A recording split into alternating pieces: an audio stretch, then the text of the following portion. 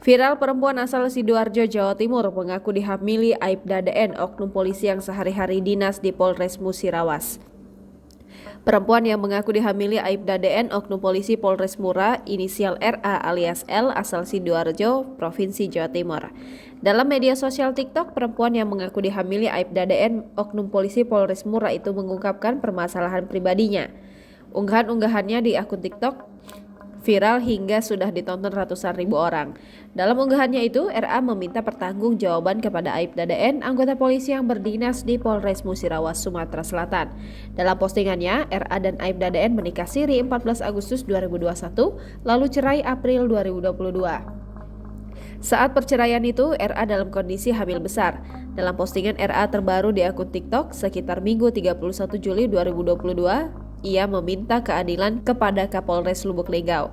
Lanjutnya, RA sudah memperjuangkan keadilan hingga ke Mabes Polri.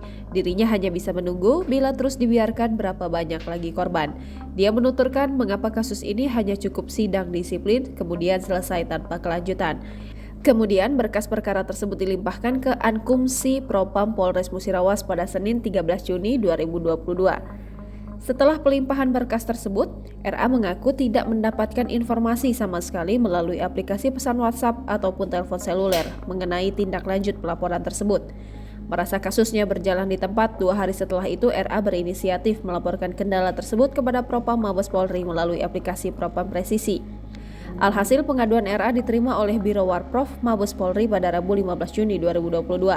Bahkan pengaduan RA terhadap sidang kode etik Aibda DN atas kasus pernikahan siri langsung ditindaklanjuti melalui petugas Bribtu-N untuk dikomunikasikan lebih lanjut kepada Kasih Propam Polres Musirawas.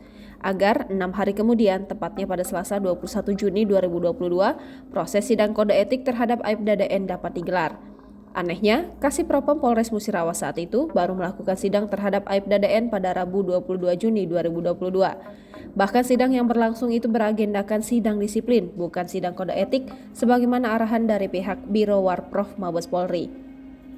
Dongkolnya lagi, RA mengaku pihaknya baru memperoleh kabar pelaksanaan sidang tersebut melalui pesan singkat aplikasi WhatsApp 2 hari setelah sidang tersebut digelar, yakni Jumat 24 Juni 2022. Pesan tersebut berisi informasi bahwa Aibda DN sudah diberi sanksi penahanan oleh Si Propam Polres Musirawas selama 21 hari atas perbuatannya.